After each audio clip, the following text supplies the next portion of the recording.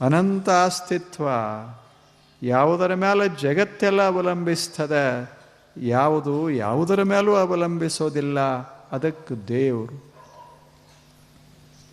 ಅದಕ್ಕೆ ದೇವರಂತಾರೆ. ಈಗೆಲ್ಲೇನು ಇದು ಬಯಲದ, ಯಾರ ಮ್ಯಾಗ ಅವಲಂಬಿಸದ? ನಮ್ಮ ಮನೆಗಳದಾವ, ನೆಲದ ಮ್ಯಾಗ ಅವಲಂಬಿಸ್ಯಾವ, ಅದಕ್ಕೆ ಅವು ಬೀಳ್ತಾವ.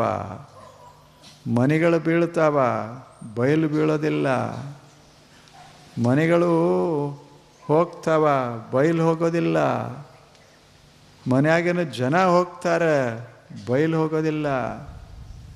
ಆದ್ದರಿಂದ ಬಯಲು ಯಾವುದರ ಮ್ಯಾಗೂ ಅವಲಂಬಿಸಿಲ್ಲ.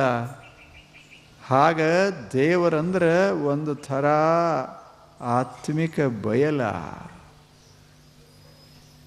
ಸ್ವಸ್ಥ, ಏನು ಸುಂದರ ವರ್ಣನಾ ಮಾಡ್ತಾರೆ. ಪರಮಾತ್ಮ